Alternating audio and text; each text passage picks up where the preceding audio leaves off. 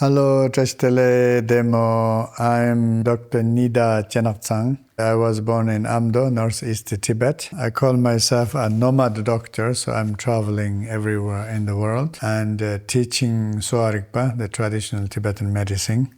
I'm a Vajrayana practitioner as well. Vajrayana means Buddhist Tantra, and I have been practicing Buddhist Tantra over 30 years, and now also I'm sharing and teaching Buddhist Tantra around the world. This wonderful statue is Yuthok Nyingthig Ngöndro, the founder and the father of Sowa Rigpa, traditional Tibetan medicine. So we have an amazing statue made in Nepal by highly qualified artists. I'm very happy to present Yuthok's two jewels. So here, the first jewel is called the Four Medical Tantras, and this is the original Tibetan medical text, Tibetan medical text. And Four Medical Tantras are the Tibetan medicine in four different sections. It's one of the most important books on Sowa Rigpa. This book, The Foundations of Sowa Rigpa, it's a very detailed and accessible explanation about Sowa Rigpa. Because we know that Yuthok is a doctor, and he said in his biography that for him the medical practice is very, very important. Because of the medical practice, he was able to help people who needed help directly. This book is beautifully designed and with color images and easy to read and translations of Tibetan words and really, really beautifully done. And for Tantra itself, studying it takes lots of time, but to really study about foundation of Sowa Rigpa, so we are offering a class for a 1-year class about Sowa Rigpa foundation classes, and even you can join our foundation class to read this book and to understand about the ancient wisdom of health. I think it's useful for everybody. And then his second jewel is the spiritual path. Okay, so I'm just picking up from right hand is the doctor. He's helping people with his hand. Left hand is more the spiritual path and the foundations of Vajrayana Buddhism. And also because Yuthok was a doctor and a great Vajrayana practitioner, he was a great yogi, he presented the Vajrayana in a very practical and accessible, direct way. Personally, as a Tibetan doctor, I'm very busy for teaching and treating patients and traveling around. And I find this Yuthok Nyingthig's practice is very, very suitable, very essentialized. But then my book is quite big because I think for all of us to have a very stable spiritual foundation, it's very, very essential. And the reason is, today is a modern digital era, and, we can have so many digital books or information about spiritual practice, about Buddhism, about Buddhist Tantra, we can find so many informations. But I think many informations, they are some very, very basic things, and some of them, they don't help us how to ground, how to grounding and how to building a very stable base or the foundation. So that's why I think it's important, we know about Ngondro and practice Ngondro and to build a very healthy and stable foundation. If you're a spiritual seeker, read this book. If you're a health seeker, you read this book. So both of them combine together, and that is the great Yuthok, the founder of Sowa Rigpa. I think he's a gift for our humanities. Vajrayana Buddhism means Buddhist Tantra. According to Tibetan Buddhism, we talk about two types of Tantra. Chigungak, Nambengak means the outer Tantra and inner Tantra. So inner Tantra is considered the Buddhist Tantra. And then in Tibetan, we call it the Dorje Thakpa. Dorje Thakpa means Vajrayana. And today it's translated as the diamond tradition or school. And also the Vajra means indivisible. And so the path of indivisible or non-dual Buddhism. And especially when we talk about Tantra, Tantra has many translations. In a simple way, Tantra means Tan means body and Tra means protection. So that means in the Buddhist Tantra, including our physical body is very important. So therefore, we talk a lot about physical yoga and breathing exercises and so on. And sometimes we think spiritual path is more like a mental level. But in the Tantric Buddhism, the physical part is very important, as important as the physical part. And then the bridge between body and mind is called the breath or the speech, So that mostly referred to the energy level. And then when we talk about energy in yoga tradition, it's like prana. In Tibetan medicine or Tibetan Buddhism, we call it the lung energy. It's like a wind, That's like the main energetical or vital force that bridging the mind and body together. And because of that energy, and we believe that the body and mind are inseparable, And that inseparable aspect is called the Vajra. So that's why the Vajrayana means the Vajra school. In the Tibetan Buddhism, we call it Ngondro. And Ngondro normally is translated as a preliminary practice. Because we translate Ngondro as a preliminary practice, I think some people take it, in a very light way. And many people, they think that that's a kind of preparational practice and not that important. But one very famous Tibetan master, Jikung Chöpa Jigten Sumgun, he says, Ngondro Mushele Chang Sap. It means the Ngondro practice is even more profound than the actual practices, the other practices. So I really like that expression.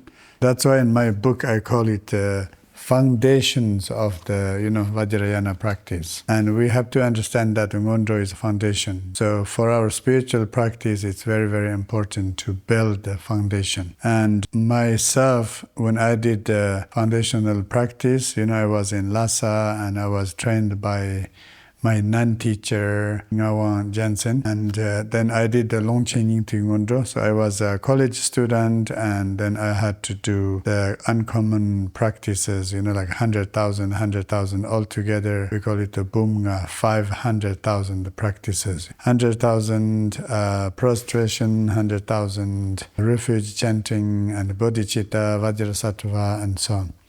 So I was very much distracted into the numbers, Each practice you have to reach 100,000. So I was chasing after numbers. So of course, when we chase after numbers, when our mind is more focused on the quantities, then we don't care much about qualities.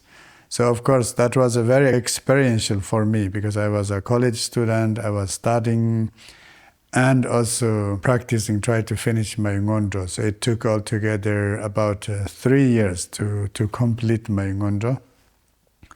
And then when I learned the Yuthok practice from Khenpo Trulchen Nam, in the original text says Ngondro is 7 days to building the foundation, or until we really understand it or get a sign. So it means until we really deeply understand the meaning of Ngondro.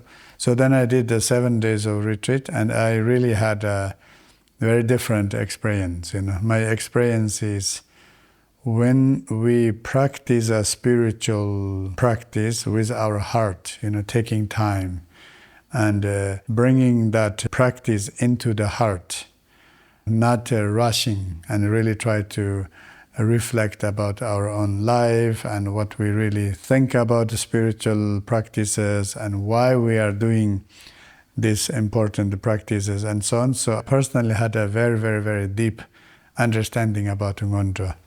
So I'm not comparing, the traditions and which one is better and, these things, but my personal experience That part was very, very important, a deep level of understanding. And that's why I wanted that foundations of the Vajrayana really goes the deeper and the detailed explanation about each part of the Ngondro. Because when we are in the retreat, normally we don't read many books, but about the Ngondro itself, it's good we read and we analyze and, we think more carefully, or I call it deep dive, to really try to dive inside and try to understand, the deep meaning of each of those practices. Rather, we are just counting the numbers and, just want to finish the numbers. So that's why if anybody reads this, if you are doing Ngondro, or I hope if you can read, it can help you to understand. Even you are doing another school's Ngondro, the foundations are always the same. So I hope if you can read this can also help you to understand, whatever practice you are doing. And the same way, and today I think many people are chasing after higher practices, like, practice of 6 yogas and practices of like Mahamudra and Ati Yoga. And sometimes I think the spiritual bypass happens when we don't have an important foundation. So that's why the book is very big. It's almost 700 pages. But I hope some of you have time to go through it, Even you are practicing important yogas, we always need to remember our foundation and our root. As a person, I think it's important to remember our root. And also in the spiritual path, whatever spiritual tree we are talking about, the branch of trees, leaf of trees, the flowers and the fruit, we know the root of the tree is the most important part. So that's why I hope people can treat the Ngondro, the foundations of Vajrayana, as treating the root of the tree. So in this foundations of Vajrayana Buddhism, there is a chapter talks about how to study and how to practice. I think that part is very important. So normally we jump into the meditation, then we just experience it's working or not working, and then maybe we have some questions, and then maybe we can find answers or we don't find answers, and then we change another meditation. We are jumping around, bouncing around. And this suggestion, it's a very traditional suggestion, I think, which is very, very healthy. It's called, Tibetan it says, Te Sam Gom. Te means listening or reading, so that's the first step, listening or reading. So in this case, if you read a book, that's the first step, You just read it or you listen to an audio book. And then the second part is Sampa means thinking or analyzing. I think it's very important. We read one chapter, for example, we think about that chapter, or we rethink about that chapter again. So try to understand if that teaching is relatable or not, right? Is something speaking or connected with our own life, with our own view or not? That's the second part. And then if we find out that something, speaking to us, it's kind of more like suitable for us and it's more related to us, and then we put it into the practice. The practice is normally the Yuthok Nyingthig Ngöndro is 7 days of meditation. So mostly I suggest first Ngondro to do in a group, The group support is very important, right? So that's why if anybody is interested in Ngondro, first I suggest to read the book. It doesn't matter you understand or you don't get that much. But the good news is you're always free to ask questions, discuss, and you can also bring up your own views, what you think personally about the practices and so on. So first is a reading, and then thinking or analyzing. And then if you want to have a good experience, then you should join the 7 days of retreat. And then, of course, it's not, you are doing 7 days of retreat and then finished, because this group retreat is important. Other people, they are sharing the same goal and same practice together. So again, we can share our experiences, and then we can ask the teachers to explain more and guide us more. So that part, then it becomes much healthier, and then we can complete it. So once you finish the 7 days of the group practice, it's good to read it again. And if you want, it's good to do a personal retreat. So that one you can do at home, or, a solitary retreat. So that's why the best way to practice Ngondro is to do 7 days of retreat. But before you do that 7 days of Ngondro, please make sure you read it, You read it and something is speaking to you. And then you think about that again. So once you make your mind completely, and then you can join the group. So I'm a Sowa Rigpa doctor, and I was trained in the Tibetan Medical College in Lhasa in Tibet. And actually it is interesting. We know that Tibetan medicine, or Sowa Rigpa, has a very close connection with Buddhism. And so that's why when we are studying Sowa Rigpa, and the Buddhist philosophy or Buddhist theory is always present in the Sowa Rigpa. And then we had a chance to study Sowa Rigpa, the medical text, without understanding Buddhism, or we had the other choice to study Buddhism and then study Tibetan medicine kind of together. So for myself, just studying medicine was not enough, to deeply understanding like the original cause of the disease, and how our emotions are connected with our energy imbalances, and that's causing the physical problems and so on. So that's why I really had to study Buddhism. For example, in Tibetan medicine, we are talking about the lung, the wind energy. Tibetan medicine talks about 5 types of wind energy.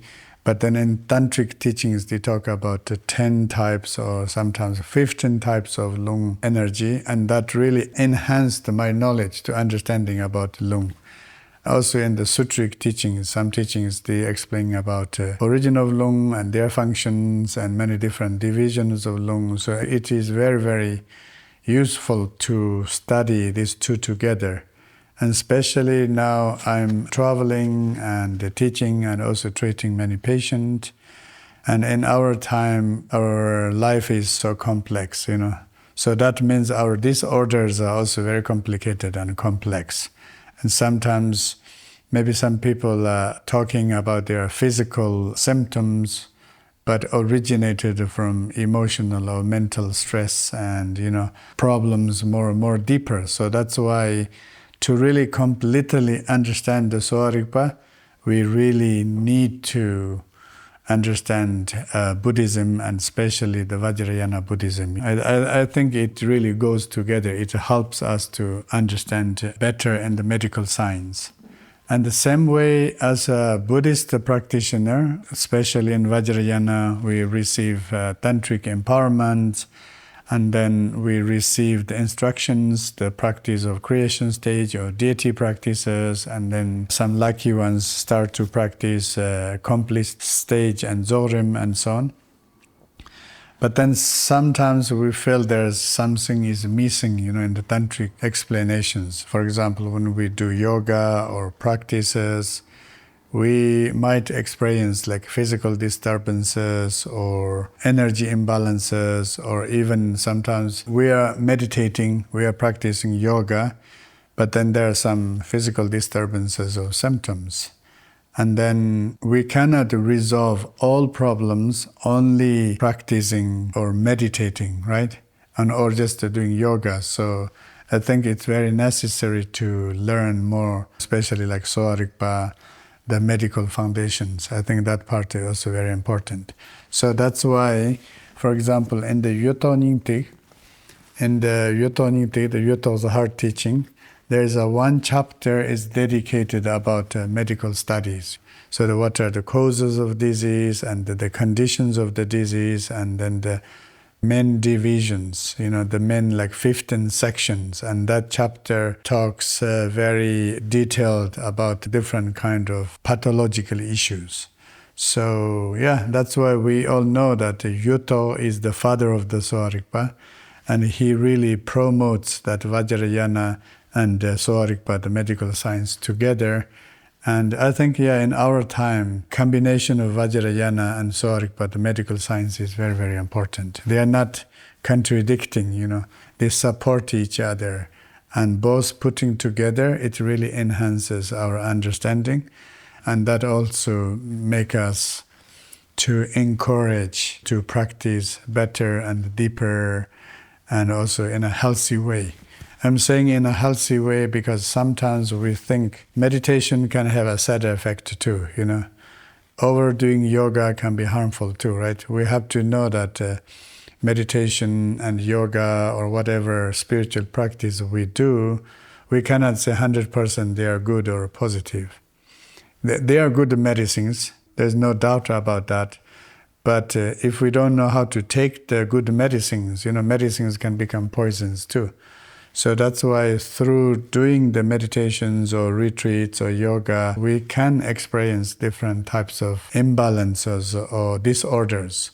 So that's why it's very important to know more medical knowledge. We know by ourselves, it can be self-support and self-help, but then also the practitioners, if they are experiencing some difficulties, so they should consult, medical doctors, psychologists, or Sowa Rigpa doctors, or even, GPs. So that's why I think we should not forget that even we are practicing Buddhism, we need to remember that we need a doctor's help sometimes. Not all the time, but sometimes. I think this is the reason in the Buddha Shakyamuni's time, and he had his personal physician who was called Jivaka Kumara, and he is the founder of the Thai massage. I think some people didn't know because of the Thai massage. And Buddha had a very, very deep respect to him and his work and his knowledge. So he was a doctor. And Buddha had conversations with him about the diet, and also he personally invited him to be the doctor for the Buddhist, the monastic community. So there we see, in the Buddha's time, Buddha saw the importance of medical knowledge, for the Buddhist practitioners. And in a way, we believe that Yuthok is the reincarnation of Jivaka. And Yuthok wrote two important books. One is the Four Medical Tantra, that's all about medicine. And the other one is Yuthok Nyingthig, that's the spiritual path. So we call it Yuthok's Two Jewels. In the past, I was thinking, okay, one book is for meditators, other book is for the medical students. But now I see actually these both can go together, And in a way, even I can say they are kind of inseparable. Why people should meditate? So it's an interesting question. I think it's important to know what meditation means, Meditation means the Latin word to ponder, asking questions and to deep dive, about our thoughts and questions and emotions. So it's a process to know ourselves better. And then if we know ourselves better, then we allow ourselves to be ourselves and to accept ourselves and to feel comfortable who we are. In a way, we can say the meditation process is building a very good relationship with ourselves. And then if you think of the Greek word for meditation, it's a dialogue. So dialogue is, we are not dialoguing with somebody else, we are dialoguing with ourselves, with our past, our present, our future. It's the perfect way, again, to understand ourselves. So that's why I think everybody should meditate. Right? There are so many amazing things in our life, but one of the most amazing things what we can do in our life is to understand ourselves and to know ourselves. It's not a simple journey, right? We are living with ourselves, but many cases we are distracted and we are escaping from ourselves. So meditation is the journey that we bring ourselves, to make the deep journey, the inner journey, the internal journey. And with that, through the dialogue, or through the seeing our ups and downs, and through the seeing the reasons why we have so many emotions and so on. And in a way, we don't need to get scared who we are, We don't need to get stuck about our dark memories and the past. So be just gentle and soft with ourselves, and to really, truly to know ourselves, right? What we call the knowledge. We have knowledge of so many things, but I think the self-knowledge and the realization of self is the most important of the spiritual journey. Guru Yoga, it's a very highly questioned topic today. Of course, normally when we say Guru Yoga, there is an important figure, and we receive teachings and empowerments, and then we follow their instructions, practice, and so on. That's the basic idea. But I love this Yuthok's explanation of Guru Yoga. It really explains what Guru Yoga means. And then there is outer Guru Yoga, inner Guru Yoga, secret Guru Yoga, and concise Guru Yoga. There are 4 types of Guru Yoga. I think this Guru Yoga really explains our spiritual journey as our human life journey. So we all start our life as a baby, and when we're our infant's state, mostly we are depending on our parents, our family members, and primary caretakers. So that's more or less like outer Guru Yoga. We need to receive teachings and instructions and so on. So we need to grow up in a very kind of healthy environment and healthy teachers or guides and so on. But then once we become teenagers, the way how we are living and what we think is shifting, From depending onto our parents, now we see we need to depend on ourselves. And that part is called the inner Guru Yoga. And then we start to see that the Guru, it's our own quality. Inner Guru means our inner quality and our inner trust, to trusting in ourselves and to have more confidence in ourselves. So that's why the inner Guru Yoga more talk about the Buddha nature. What we call Buddha nature in Vajrayana is called the Guru nature. I think that part of trusting in ourselves and believing in ourselves and to grow up in this kind of healthy trust and confidence is very, very important. That's called the inner Guru Yoga. And then the secret Guru Yoga means once we become adult, that is also the time that other people are depending on us, right? So we are serving and doing many things to helping others. And then meanwhile, we see other people are depending on us too. So that's called, our social interactions and social impact. Maybe we are helping our friends, maybe we are helping our community, maybe we are helping our nation, So that is called the secret Guru Yoga. But we cannot be that kind of powerful person impacting other people's life if we are lack of self-trust. And we cannot have a good self-trust if we grow up in a very, poor environment or poor family education and so on. So that's why the outer Guru Yoga is more in a healthy way how to trust and depend and how to do the practice, how to receive teachings and so on. Inner Guru Yoga is trusting ourselves and finding our own Buddha nature. And secret Guru Yoga is how to help others also in a healthy way, also guiding others. And then the concise Guru Yoga, it doesn't matter we are in the infant state or we are in the teenager state or adult, we are doing important project or we are not doing important project. It doesn't matter, what is our rule of the society or what we are doing.